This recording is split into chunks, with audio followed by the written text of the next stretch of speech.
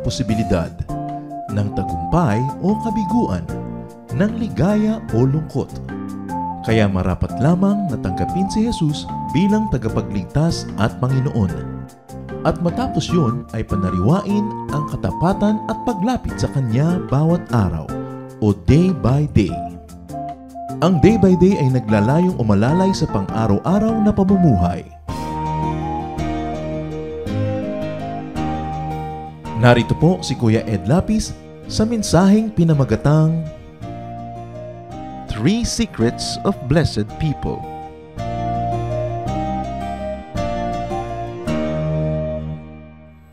Lahat po tayong mga tao, lahat ng nilalang gustong mapagpala at isang buhay na mapayapa.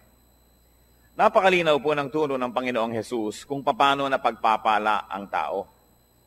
Kaya lang, dahil sa panlilinlang ni Satanas at dahil na rin sa sarili nating mga katigasan ng puso, yung mga madali at malinaw na itinuro ng Panginoon ay parang natago, nakubli, at yung dapat ay alam ng lahat ay parang naging lihim lang ng iilan na nakakaalam nun. The obvious becomes unclear, and the way to blessedness almost becomes a secret.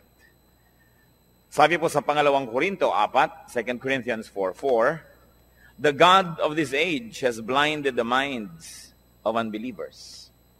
Ang Diyos-Diyosan ng panahon na ito, si Satanas, ay nagbulag sa kaisipan, sa puso ng mga di nananampalataya. Acts 28, 26-27. Go to these people and say, you will be ever hearing, but never understanding. You will ever be seeing, but never perceiving. For this people's heart has become calloused. They hardly hear with their ears, and they have closed their eyes. Isa pong malungkot na description ng mga tao na naging bulag sa katotohanan ng Diyos, tumigas ang puso, nabingi ang mga tainga, at di na nakakakita. Ang mga pinagpalang tao po ay pinagpala dahil sila'y nakakakita. Mahalaga na ang mata ay nakakakita at ang tainga ay nakaririnig. Blessed people are blessed because they see. What they see is almost a secret to the ungodly. At yan po ang tema ng ating pag-aaral ngayon, 3 Secrets of Blessed People. Ang 3 lihim ng mga taong lubos na napagpapala. Na dapat sana'y hindi lihim, subalit dahil sa kabulagan ng marami, nagmumukha tuloy na lihim. Luke 6:37-38. Ang nagsasalita po dito ay ang Panginoong Hesus. Do not judge, and you will not be judged.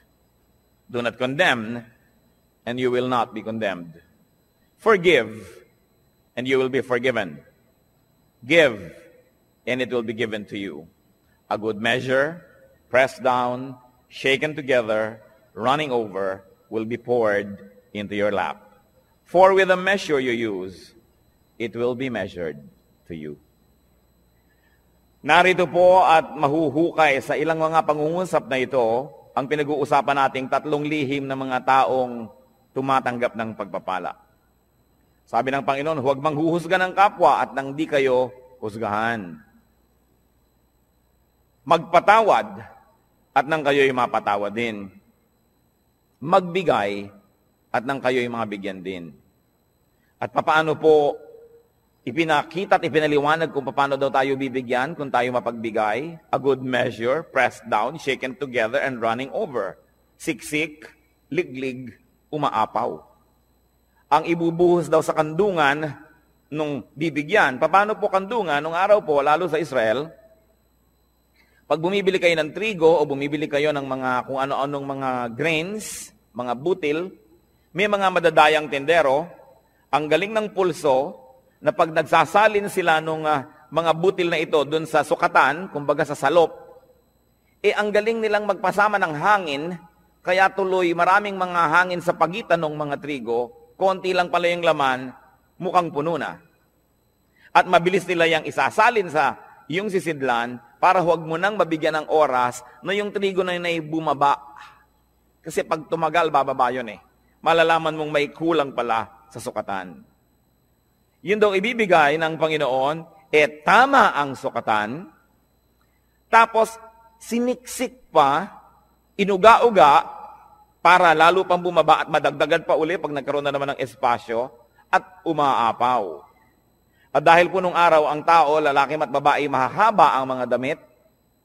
Pag may binibili kayong mga trigo, wala naman kayong dalang paper bag, wala naman kayong dalang grocery bag, hahawakan nyo ang laylayan ng mahaba nyong damit hanggang makarating sa may gitna ng inyong hita ang laylayan na yon, at para kayo ngayong may malaking bulsang hawak, doon ibubuhos yung pagpapala. Kaya sabi, it will be poured into your lap. Napakagandang makita na yung binigyan ay hindi nagreklamo, nung sukatin niya sa bahay ay hindi kulang, kundi sobra-sobra pa. At narito po yung 3 secrets of blessed people. At pwede rin nating sabihin ito na 3 steps to blessedness. Unang-una pong daan tungo sa pagpapala ng Diyos, do not judge. Huwag manghuhusga ng kapwa. Tingnan po natin sa dictionary ang ibig sabihin ng to judge. It is to form an opinion or to pass judgment on someone. So makikita po natin na yung palang lumilikha ka ng yung mga iniisip tungkol sa isang tao, yung sinasabi mo na siya ay ganito, siya ay ganon, hindi mo pa naman lubos na nauunawaan, yan ay isang uri ng judgment. Pag may nagsumbong sa iyo tungkol sa isang tao, hindi mo pa naririnig ang panig ng isinumbong, kampi ka na agad dun sa nagsumbong, isang uri ng judgment. May nabalitaan ka, hindi mo naman nalaman kung anong paliwanag ng kabilang partido, bumuo ka na agad ng pasya kung sino ang tama at mali, sino ang masama at mabuti, isang uri na naman ng judgment. Huwag daw manghuhusga. Matthew 7:1-2, ang Panginoong Jesus, sabi niya, do not judge. This is another echo of what was said, or you too will be judged. For in the same way you judge others, you will be judged. And with the measure you use, it will be measured to you. What will happen if you judged? Ano pong mangyayari pag tayo naghatol sa kapwa? Malinaw na malinaw ang sinabi. You too will be judged. Pag ikaw ay humatol, hahatulan ka rin, nino, ng tao at ng Diyos. Di po ba't pag may mga sinasabi sa iyong, dapat malinis ang bahay mo, dapat ganitong ginagawa mo, dapat ganyan ka, sasabihin ng iba, bakit ikaw? Kasi ikay humahatol, hahatulan ka rin. Pero, ang mas masakit doon, hahatulan ka ng Diyos. At yun ang mabigat na hatol. At ano naman po ang problema kung hahatulan tayo ng Diyos? Well, you will be found guilty. Tiyak na pagka Diyos ang naghukom sa atin at tayo'y sinukat, tayo'y kulang. Tayo'y tinimbang, siguradong tayo'y kulang. Sapagkat sabi sa Romans 3:23, for all have sinned and fall short of the glory of God. Lahat ay nagkasala at kinapos sa kaluwalhatian ng Diyos. May exempted ba? Exempted ba ang mga taga-Bacolod? Exempted ba ang mga taga-Las Piñas? Hindi. Sabi, lahat ay nagkasala at kinapos. Romans 3:10-12, as it is written, there is no one righteous, not even one. There is no one who understands, no one who seeks God. All have turned away, they have together become worthless. There is no one who does good, not even one. Sa tingin ng langit, walang gumagawa ng tama. Lahat ay nagkakamali, panapanahon lang. Kung minsan ay tamang-tama ka ng 2 araw, sa pangatlong araw, nadapa, may mali na. Yun namang iba, hindi na talaga tumabangon sa pagkakadapa, permanente nang nakadapa. Sobra nang nasanay sa pagkakasala. Wala daw nakauunawa. Pero sasabihin natin, hindi po ba may ginagawa kaming tama? Subalit sabi rin sa Bible, ang pinakamagaganda at pinakamalilinis nating gawa ay para lang basahan kung ito ay hahambing sa kalinisan ng Diyos. Kulang at kulang pa rin. Kaya walang maaring magyabang na sasabihin niyang, ako'y tama, so pwede na ako ngayong manghusga ng iba. Ako'y maayos, so pwede ko na ngayong hatulan ng ibang hindi maayos. Sapagkat maaring maayos kayo ngayon, hawak niyo ba ang bukas? Nakatitiyak ba tayo? Napakarami pong naririnig ko nung araw, mga magulang, kung pintasan yung mga anak na dalaga ng kapitbahay, ng mga tagarong kabilang kalye.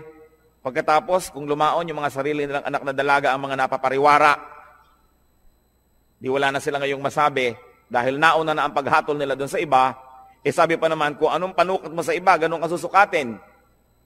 Sobra kang mahigpit sa iba, magiging mahigpit din sa iyo ang Diyos. Yan ang problema pag tayo po'y humahatol agad. Genesis 6:5, nung nilikha ng Diyos ang tao at kutakot-takot na kasalanan at mga kasamaan ng ginawa ng tao, the Lord saw how great man's wickedness on the earth had become, and that every inclination of the thoughts of his heart was only evil all the time. Nakita ng Panginoon kung gaano naging kasama ang puso ng tao na wala siyang hinahangad, iniisip, kundi ang gumawa ng kasalanan. What will happen if you did not judge others? Well, you will not be judged. Yun ang blessedness. You will not be judged by people. Kasi hindi ka mapagsasabang, bakit ikaw? Bakit ikaw? Kasi wala ka naman binibitawang mga salita na humahamak sa iba at humahatol sa iba. So bakit kasi silipin? Pero ang mahalaga, God will not judge you. Hindi ko po alam kung naranasan nyo na mga kapatid, mga kaibigan, na talagang may ginawa kayong masama, talagang mali, tapos huling-huli kayo at wala na kayo talagang maikakatuwiran at ang kailangan nyo na lang talaga awa ng kapwa. Ang kailangan nyo na lang talaga maunawaan kayo, patawarin kayo. Kung tayo nalagay na sa ganung mga kalagayan, alam natin kung gaano kahina ang posisyon ng isang taong may kasalanan. Kaya ang inaalok ng Panginoon, patawad. Napakataas ng Diyos at sa kanyang kabutihan, sa ating mga kabiguang siya'y abutin, ay minarapat niyang dumukwang, yumuko at tayo'y abutin. Lumilinis tayo, hindi dahil tayo malinis, kundi dahil tayo'y pinapatawad lamang. Kaya tayo na tumatanggap ng patawad ng Diyos, sino tayo para hindi magpatawad ng iba? Tayo na nangangailangan ng kanyang kabutihan, sino tayo para hindi maging mabuti sa iba? Napaka-importante mga kapatid, you want to be blessed, do not judge. Pero araw-araw, gaano karami ang inyong binibitay? Gaano karami ang ating ipinapasilya elektrika, pinibigyan ng lethal injection? Gaano karami ang sinisira natin ng puri, pinapakulong natin, sinasaktan natin dahil sa ating mga bibig? Hindi nyo pa alam kung bakit nagkagulo yung dalawang tao, may kakampihan na kayo agad. Pag may nakagalit ang inyong anak, ang inyong kapatid, ang kapatid nyo anak at anak, lagi ang mabuti at ang laging masama ibang tao. Wala pa akong nakitang magulang na yung anak niya nag-drugs, napariwara, gumawa ng mga masama, nasasabihin niya, naku, masama ang anak ko. Wala. Laging nahawa sa masasamang kaibigan. Yung mga magulang naman, nung sinasabing masamang kaibigan na yun, yun din na sinasabi noon, ako yung anak ko na influensya lang nung kabila eh. Kailan tayo magbubukas ng mata para tanggapin ang mga kamalian, mga kahinaan natin at ng mga mahal natin sa buhay? Kampi-kampi. We judge people immediately if they cross the path of those people that we love. Kaya yang pong emosyon, madalas yan bumubulag, sumisira sa isang malinaw na pag-iisip. Nakita niyo po sa mga hukuman, bago patawan ng hukom ang isang nasa sakdal, kailangan mo nang madinig ang magkabilang panig. May saksi ang umuusig, may saksi naman ang nagtatanggol. Pareho silang bibigyan ng panahon, susuriin ang kanilang mga sinasabi. Pero tayo po ba ginagawa natin yon o napakabilis nating gumawa ng mga conclusion na mga pagpapasya tungkol sa iba nating kapwa? Remember, pwede naman kayo mag-judge, okay lang yon. Just be perfect so that you will not be judged. But as long as you have sins, as long as you have errors and weaknesses, be kind with your judgment because you will need the same kindness to be applied to you. Do not judge if you want to be blessed. Ngayon po yung verse 37 ng Luke 6 na binabasa natin, forgive and you will be forgiven. Pangalawang hakbang tungo sa pagpapala, second step to blessedness, forgive. Magpatawad. Ano po bang kahulugan sa diksyonaryo ng forgive? It is to stop blaming, tigilan na ang paninisi, or to absolve from payment, huwag nang singilin pa. At hindi pinag-uusapan dito ang pera o utang. Mabuting malinaw. Ang pinag-uusapan po dito yung mga utang sa loob na nasaktan kita, sige na, huwag nang singilin. Nagkamali ako sa iyo, sige na patawarin. Nagkulang ako sa iyo, sige na punan. Do not collect or take revenge. Balance the sheets. Kung meron pong metro, sige na, i-return na yung reading sa 0.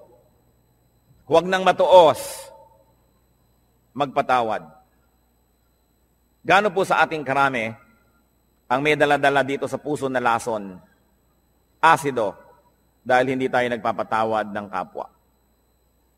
Mga misis, na pinagtaksilan ng inyong mga asawa once upon a time, napatawad nyo na ba? Kasi kung hindi pa kayo nagpapatawad, kahit pa nga kayo yung agrabyado, magiging dalawa ang pagka-agrabyado nyo. Kasi, di rin kayo patatawarin. Na bagamat hindi kayo naging taksil na asawa, maaring may iba naman kayong ibang kasalanan na iuusig din sa atin ng langit. Kaya ang nagkataon ay pare-pareho lang tayong makasalanan. Iba-iba lang ang uri, anyo, hugis, kulay ng ating mga pagkakamali. Pero kung tutuusin, lahat din naman tayo ay may mga pagkakamali. At pag hindi kayo nagpatawad, kayo nagiging bilanggo ng taong kinamumuhian ninyo. Tuwing naaalala nyo siya, nawawalan kayo ng ganang kumain, nawawalan kayo ng ganang matulog, tumatamlay kayo. Pati sa pagnenegosyo nyo, nawawala kayo sa sarili, nagkakamali-mali ang sukli. Nalulugi pa rin kayo. Ipagpalagay na minsan na tayong nalugi, minsan na tayong nasaktan, minsan na tayong nahirapan. Pero habang di pa kayo nagpapatawad, patuloy pa kayong masasaktan. Kaya sa pagpapatawad, hindi lang yung taong nagkamali ang pinapalaya ninyo, kundi ang inyong mga sarili rin. Gaano karami ang dumating ngayon dito na may kinikimkim sa puso na sama ng loob, galit, nakatanim na mga hinanakit. Sayang ang pagpunta nyo rito kung lalabas pa kayo sa pinto ng bulwagang ito na dala-dala nyo pa rin yan pauwi. Alam nyo po ba na kayo'y kinatagpo ng Panginoon ngayon, hindi ito isang aksidente, sapagkat nais niya tayong lahat palayain mula sa spirito ng hindi pagpapatawad. Kung ang Panginoong Jesus na walang kasalanan, hinampas, sinaktan, ipinako, pinagbuhat ng mabigat na troso, inalipusta, dinuran sa muka, binunutan ng bigote, sinampal, pinagsabihan ng mga masasakit na salita, sa kabila ng kanyang pagbuhay sa mga patay, pagpapagaling sa mga may sakit, pagpapakain sa mahihirap, sa kabila nun ay siya'y nagawa ng masama, subalit siya'y nagpatawad. Sino naman tayo para hindi magpatawad? Meron din naman tayong nagawang mga masasama. What will happen if you forgave? You will be forgiven. Kuminsan po, nalulungkot ako makita ang marami nating kababayang napaka-mga relihiyoso. Nagpapapako sa krus, naghahampas sa sarili, hinihiwa ng blade ang mga likod, dumidi pa, lumuluhod sa munggot asin, naglalakad ng paluhod, pinahihirapan ng sarili upang mapatawad sa kanyang mga kasalanan. Hindi naman lihim ang daan tungo sa kapatawaran. Hindi sinasabi ng Panginoon na, para patawarin kita, pahirapan mo ang sarili mo, saktan mo ang sarili mo. Ano po ba ang Diyos natin? Sadistang Diyos? Na ikalulugod niya na makita na tayo nahihirapan, nagdurugo, nagpapawis ng dugo? Hindi siya ganon. Hindi hinihingi ng Diyos ang ating mga sakripisyo para niya tayo patawarin. Ang sinasabi lang ng Diyos, magpatawad ka sa kapwa mo at mapapatawad ka rin ng langit. Hindi natin kailangan gawin yung mga mahihirap na ginagawa ng marami. Kaya nakakalungkot po sapagkat ko ang Biblia, ang salita ng Diyos ay hindi nakabukas at hindi tinatanggap ng bukas na puso. Maraming ginagawa ang taong nasasayang. Pinipilit niya magpunyagi, maghirap. Subalit hindi naman pala yun ang hinihingi ng Diyos. magpatawad ka lang sa kapwa. Kaya, kung tutuusin, parang mapalad ka pa nga pagka maraming nagkamali sa'yo eh. Kasi marami ka rin mapapatawad. Therefore, you position yourself in the path of God's forgiveness. That's why everything that happens can be a blessing. If only you would open your eyes and see that our God is a God who dispenses blessing everywhere, every time, in every situation. What will happen if you did not forgive others? Ano naman ang mangyayari kung di kayo magpatawad? Matthew 6:14-15. Ito po ang sabi ng Panginoong Jesus. For if you forgive men their sin against you, your heavenly Father will also forgive you. But if you do not forgive men their sins, your Father will not forgive your sins. Yan po yung dasal nating Ama namin.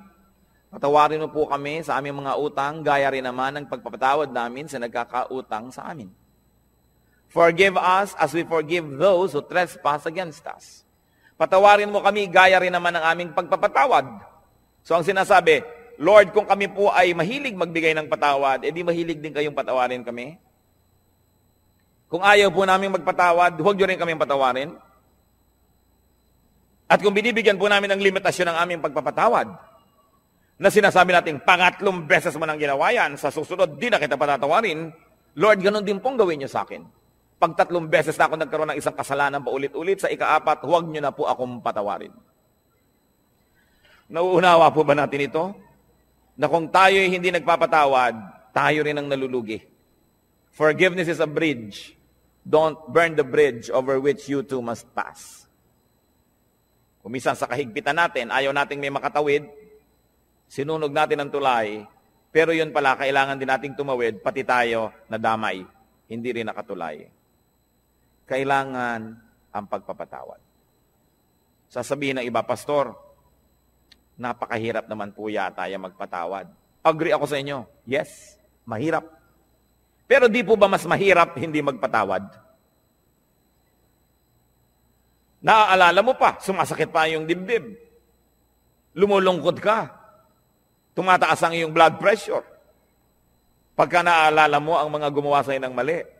Mahirap magpatawad, pero mahirap ding hindi magpatawad. Hirap din lang at hirap ang gawin nyo na yung sa panig ng Panginoon, yung inuutos niya magpatawad. At yan po ang dalangin ko ngayon. Kung tayo merong daladala sa puso, dapat patawarin. Siguro parang pelikula na pumapasok sa screen ng inyong utak ang mga mukha ng mga taong ito. Patawarin nyo na. Alang-alang kay Kristo. At kundi malang alang-alang sa Kanya, mga kapatid, alang-alang sa inyong sarili. Sapagkat malinaw ang sinabi ng Panginoon, ang hindi nagpapatawad ay di rin patatawarin ng Ama sa langit. Kailangan ng isang himala para yan mangyari. Kailangan ng hipo ng Espiritong Banal para tayo magkaroon ng pagpapatawad. At yan po ang hihingi natin sa Diyos ngayon. Isang makapangyarihan na hipo niya. Magkaroon ng himala sa ating puso. Magkaroon tayo ng kakayahang magpatawad, bagamat hindi sana yun ang gusto natin. Kuminsan ay ang gusto natin maghiganti. Subalit hindi yan ang paraan ng Diyos. At ang gumaganti, nagagantihan uli, magagantihan, hindi na matapos ang gantihan. So if you do not forgive, you will not be forgiven by people and by God. You will remain guilty. Therefore, you will be judged. And in the end, you will be condemned. Pangalawa pong hakbang, forgive. Pangatlong hakbang, tungo sa pagpapala, give. Napakalinaw po ng sinabi, give and it will be given to you. Magbigay ka at susuklian ka. Bibigyan ka rin. At ano po, higit sa ibinigay mo, ang ibibigay sa iyo. Kasi, sukat na tama, sisiksikin, liligligin, aalugin, at umaapaw pa ang ibibigay sa atin. Wala tayong kalugihan. So give to people. Give people your 3 T's. 3 letrang T. Time, talent, treasure. Ibigay natin yan sa tao. Lalo sa mga mahal natin sa buhay. Nagtataka naman ako sa mga tao na nag-aaway-away ang magkakapatid dahil sa kaprasong mana. Natitikis ang mga kamag-anak na may sakit, may pagdurusa, samantalang meron naman pwedeng itulong. Sabi, give. What we do to people is counted as done for and given to Christ. Alam niyo po ba na ang pagbibigay sa tao, lalo yung hindi nakakaganti, hindi makakapagbayad, ay inaari ni Kristong sa kanya ibinigay at kung ganon, siya ang magbabayad. Ano po ba ang tunay na pagbibigay? Yung ang binibigyan mo ay walang kakayahang gumante ng mabuti rin. Kasi kung may kakayahan, binigyan mo lang, baka investment lang yan, puhunan, namumuhunan ka lang. Nagbibigay ka ng maganda dahil may kapangyarihan siyang magsukli sa'yo sa panahon na kailangan mo siguro ang tulong niya. Hindi nyo ba napapansin, pagka mayaman ang may birthday, mahal ang mga regalo? Tapos pagkapwa natin mahirap ang may birthday, kung ano-ano lang ng mga binalot na kalendaryo, mga tuwalyang may mga sulat na inchik na good morning, na isang laba mo lang, gapak-gapak na. Kasi mahirap ka eh. Baka hindi ka makapagbigay ng mamahalin sa birthday niya, so ba't kanya bibigyan ng mahal? So hindi nagbibigay, namumuhunan. Pero kung tayo po ay mga maralita, may nagregalo sa atin ng napakahalagang bagay, alam nilang hindi natin kayang suklian yon, yun ang tunay na nagbigay. So pati po ang ating mga pagbibigay susuriin natin, tayo ba'y nagpapadama lamang, namumuhunan lamang, o nagbibigay talaga? Sa palagay niyo po ba ay maipagkakaila natin sa Diyos ang tunay na laman ng ating puso? Ang Diyos ang sumusukat, maging na mga iniisip natin na lingid sa ating kapwa-tao. At sabi nga sa Bible po, sa oras ng paghuhukom, sasabihin ng Panginoon, hali kayo mga hinirang, mga pinagpala, nagugutom ako, pinakain ninyo ako, nagiginawa ko, binigyan nyo ako ng balabal. May sakit ako, dinalaw nyo ako. Nakulong ako, nasa piitan, helpless, powerless. Pinuntahan ninyo ako. Handito ang inyong gantimpala. At sabi ng mga tao, kailan naman po namin nakita na ganun kayo? Diyos naman kayo. Sabi ni Lord, Aba, lahat ng taong tinulungan ninyo, inaari ko na sa akin nyo yun ginawa. May tanong ako sa inyo. May gumawa ng mabuti sa anak nyo. Di ba tinatanaw nyo? Di ba mas natutuwa pa nga tayo na sa birthday ng anak natin may nagregalo kaysa sa sarili nating birthday? Di ba't kung may mga regaluhan sa Pasko, tinitingnan nyo yung anak nyo kung may nag-aabot man lang kahit isa at nasasaktan ng puso nyo na walang nagbibigay sa kanya? Lahat ng tao, likha ng Diyos. Mahal niya ang lahat ng tao. Pag nagbigay ka sa isa niyang minamahal na tao, lalo yung kapuspalad, yung walang pumapansin, hindi kaya niya alam? Hindi kaya niya tinatandaan?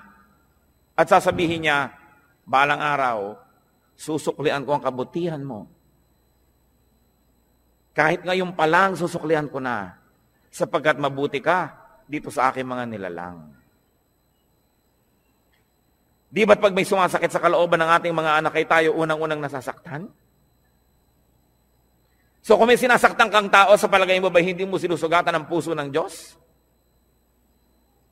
Kung meron kang taong hinuhusgahan, pinag-uusapan, chinichismis, inaagawan ng asawa, inaagawan ng pera, nilalamangan, hindi kaya natin pinalulungkot ang puso ng Diyos. Kaya ang sabi niya sa Matthew 25:45, I tell you the truth, whatever you did not do for one of the least of these, you did not do for me. At yung kabaligtaran naman noon sa verse 40, sabi niya, whatever you did for one of the least of these brothers of mine, you did for me. Kung ano, ang buting di mo ginawa sa kanila, ay sa akin mo ipinagkait at ako ang sisingil sa iyo. At kung ano naman ang buting ibinigay mo sa kanila, ako ang tatanaw ng utang na loob na yon. Ako ang magsusukli. Lalo pangat walang nakapuri sa iyo, walang nakapansin, hindi ka binigyan ng plaque, hindi ka ipinagpagawa ng monumento. Ako ang nakakaalam ng lihim mong kabutihan. At sabi sa Biblia, yung ama na nakakaalam ng mga lihim na gawang kabutihan, ang siyang magbibigay sa atin ng pagpapala. Whatever we give to people, we give to God. And if you give to people, therefore you give to God, why will you not be blessed? Sasabihin iba, kailangan wise? Bakit ko bibigyan yan? Di ako nawalan. Yung iniipon ko ang nabawas. Gaano kahirap ba sa Diyos na ibalik ang gusto niyang ibalik? Kung gusto ba kayong pagpalain ng Diyos, may makakapigil sa Kanya. At kung ayaw kayong pagpalain ng Diyos, meron bang makakapilit sa Kanya? Kaya mahalaga po, yung kasiyahan ng Diyos ang ating inuuna. So we give to people, any people, the least of people.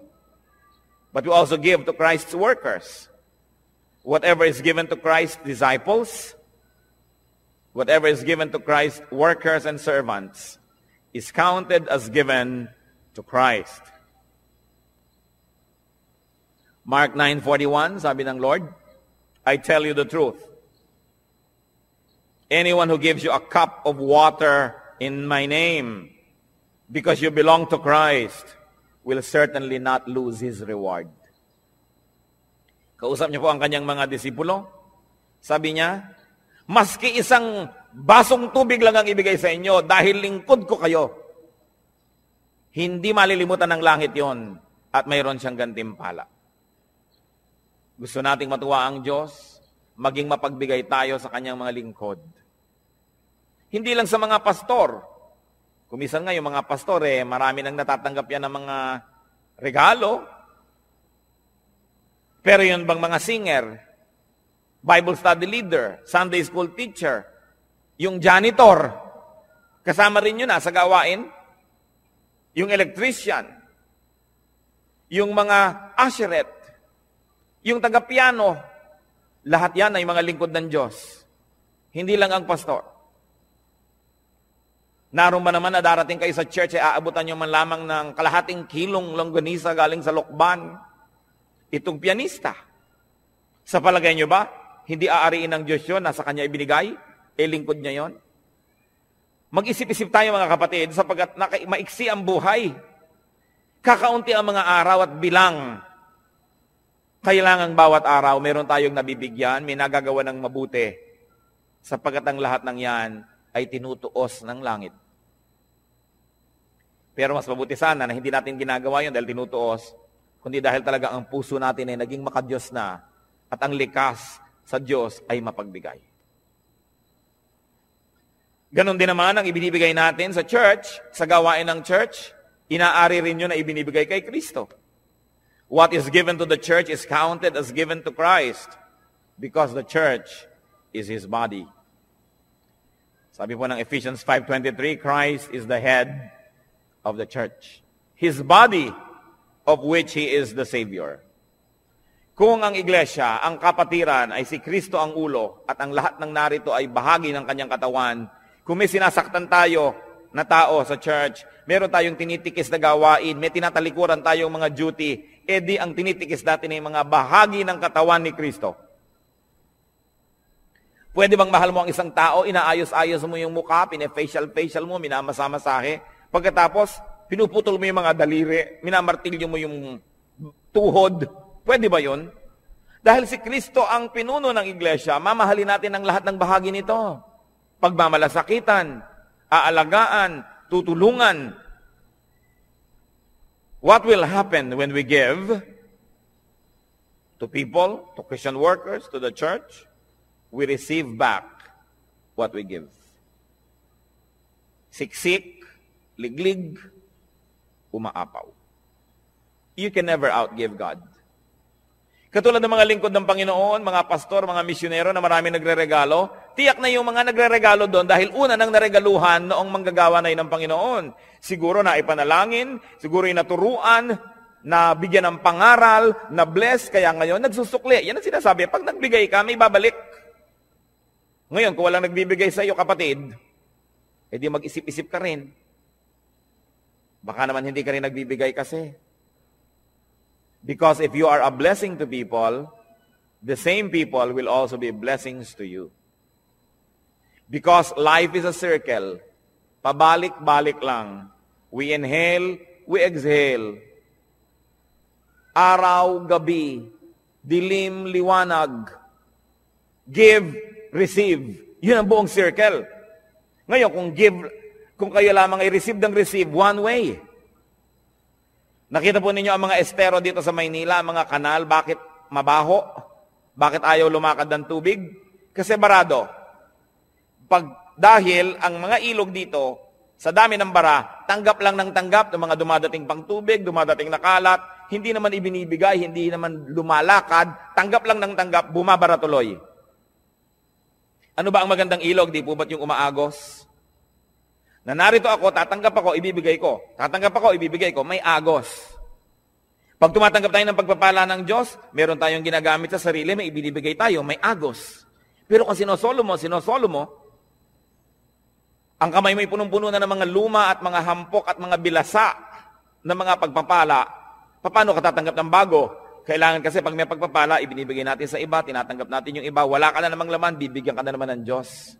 How can you inhale when you have not exhaled?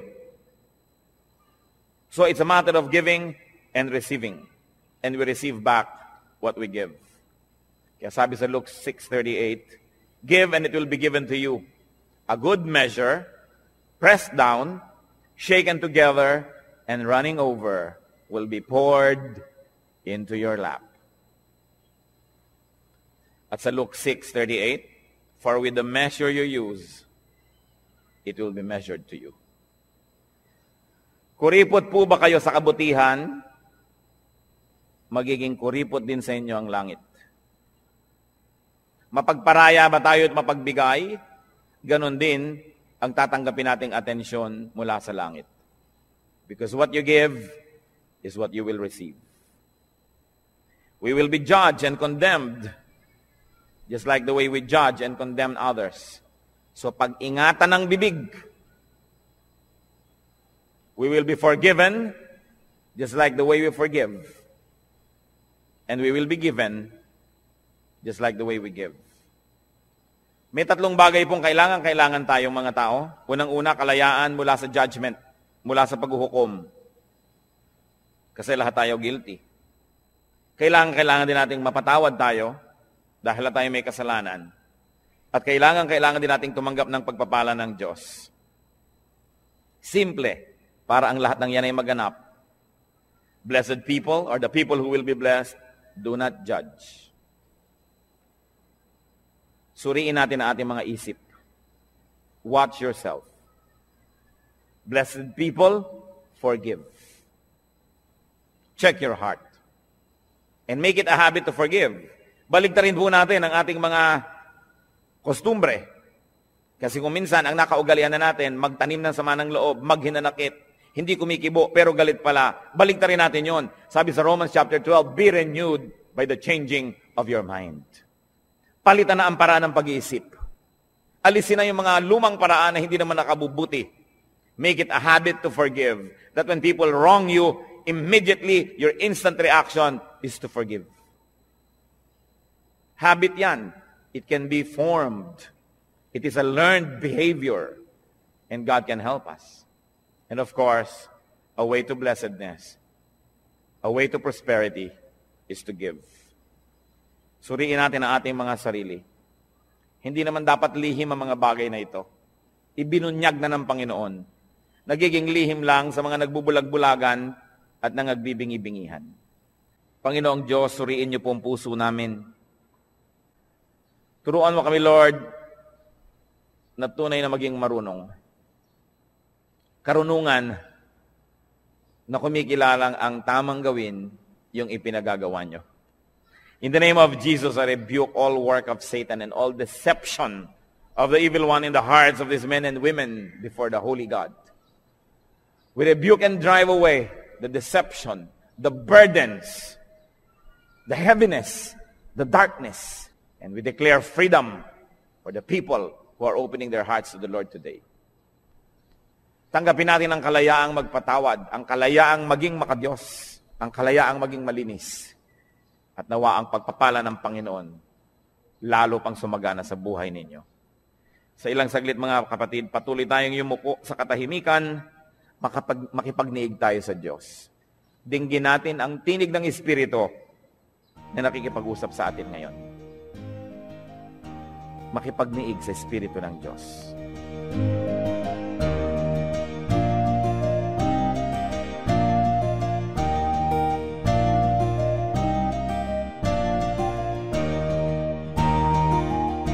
Ang katatapos pong mensahe ni Kuya Ed Lapiz ay pinamagatang 3 Secrets of Blessed People.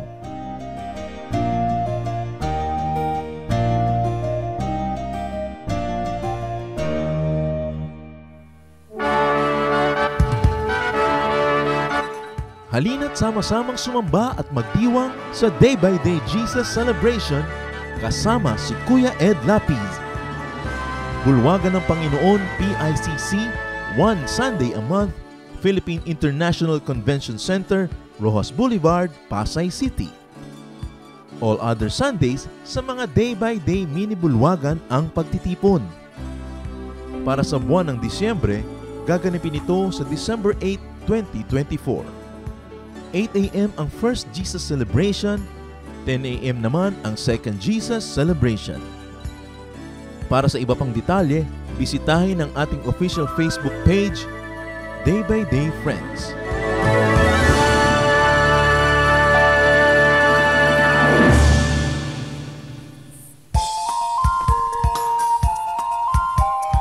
Ako po si Pastor Edwin Rivera.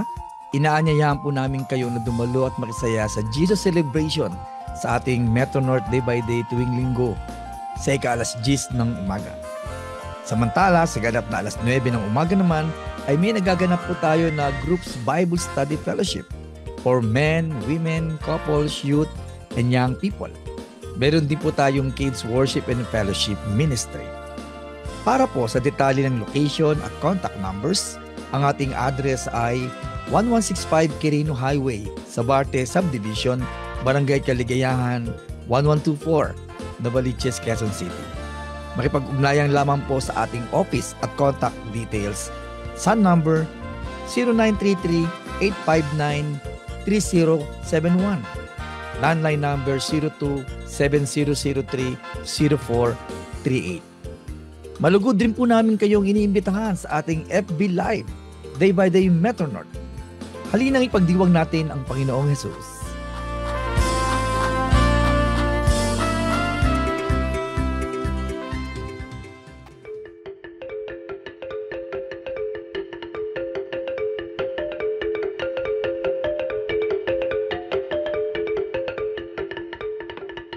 Dumako po tayo sa mga hiyas ng bayan, mga kayamanan po ng ating lahi, ng ating lipi na maaari nating pagyamanin, kilalanin at itampok. At ito po ay atin ding ipamana sa mga darating pang henerasyon. Ang atin po ngayong itatampok na hiyas ng bayan ay ang ating mga kasabihan. Marami po tayong magagandang mga kasabihan. At bakit po kayamanan ng bayan ang mga kasabihan? Sapagkat ito po ay mga karunungan na naipon, sinala, niliglig, binuo ng panahon. Sa tagal ng ating mga karanasan bilang isang bayan, bilang mga mamamayan, bilang tao, ang ating po mga ninuno ay nakabuo ng mga salawikain na nakabase sa mga mahahaba, matatagal at malalalim na mga karanasan.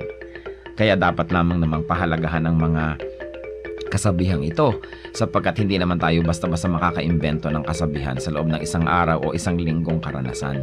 Kailangan po ang mahabang pag-oobserba sa buhay, pagdidili-dili, at pagkatapos po ay pagbubukas ng isip. Ang atin pong kasabihan na itatampok sa araw na ito ay galing sa Katagalugan, ang kahoy na likot baluktot, hutukin hanggang malambot. Kung lumaki at tumayog, mahirap na ang paghutok. Talaga nga naman po, tamang-tama. At ito po ay galing sa UP Cultural Dictionary for Filipinos ni Thelma B. Quintanar at mga kasama. Uulitin ko po ang kasabihang ito. Ang kahoy na likot baluktot, hutukin hanggang malambot. Kung lumaki at tumayog, mahirap na ang paghutok.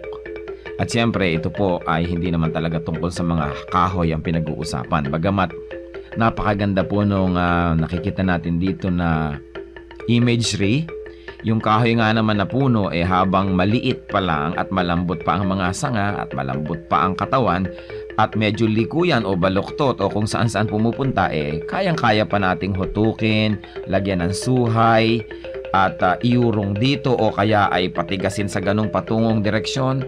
Subalit kung yan ay malaking-malaki na at punong-puno na, hindi na natin yan pwedeng maiba. Dahil matigas na at mataas na, baka hindi pa natin maabot.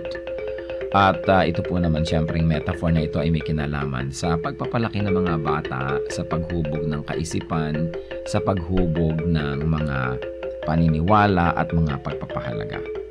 Napakahalaga ang pagtuturo sa bata ng mga konsepto ng tama at mali, ng maganda at ng mga hindi maganda, habang ang tao ay bata pa, habang ang kanyang isip ay mura pa, at habang siya ay masunurin pa, habang siya ay dependent pa at umaasa pa sa kanyang mga magulang o sa mga matatanda, habang siya ay teachable and impressionable, ay kailangan na dumating tayo sa talagang masusi at seryosong pagtuturo.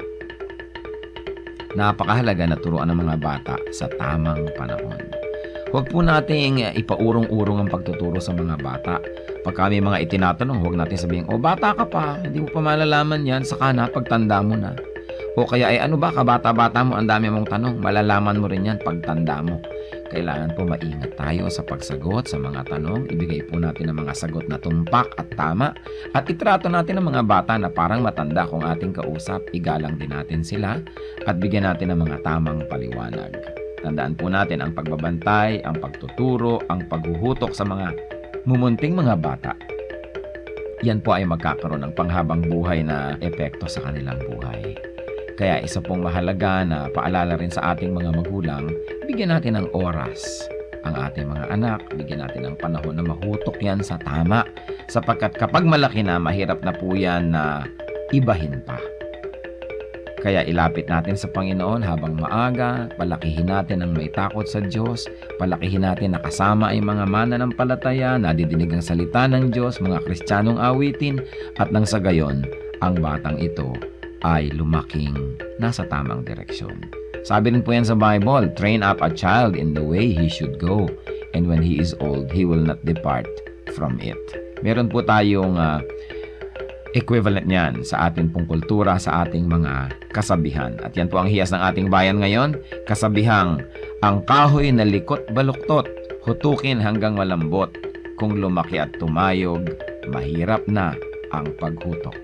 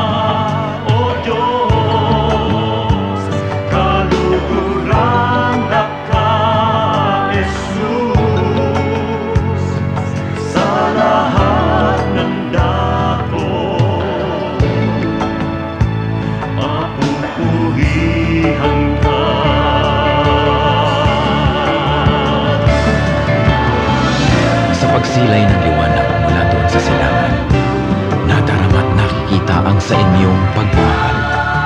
Lumalandas, humahawan, tumatanglaw sa aking daan, nangunguna, gumagabay sa aking bala ng hakbang.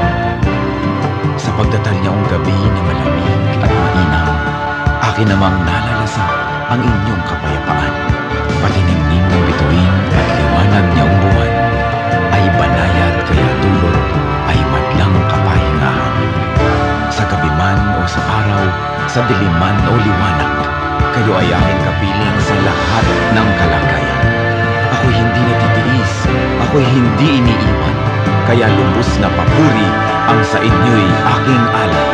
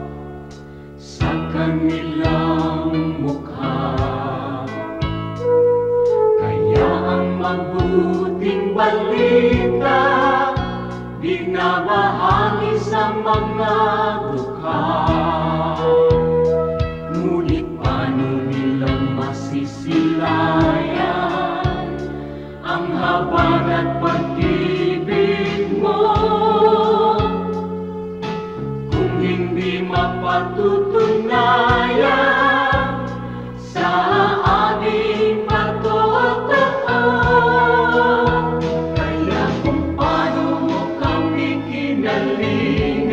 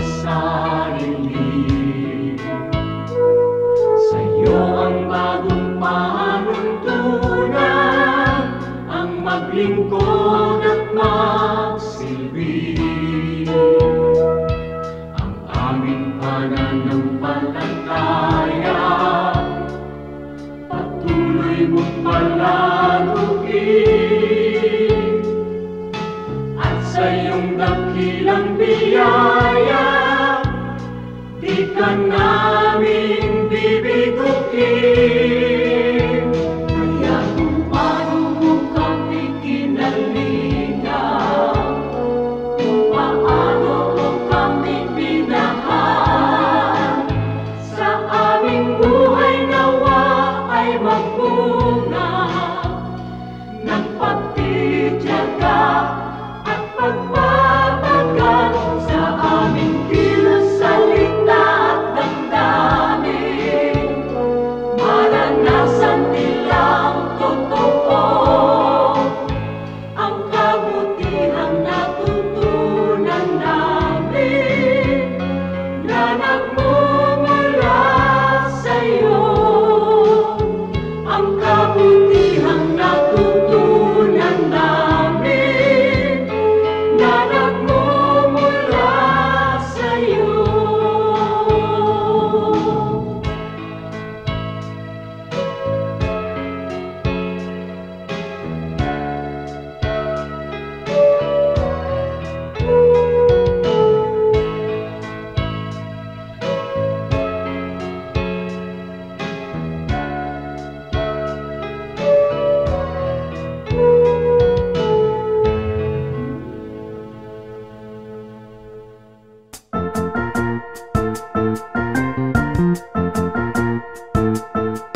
Oras na po para pansamantalang magpaalam ang programang Day by Day. Tayo po'y magsama-sama tuwing ika-6 hanggang ika-7 ng umaga, araw-araw. Magandang umaga po at mabuhay ang Panginoong Hesus!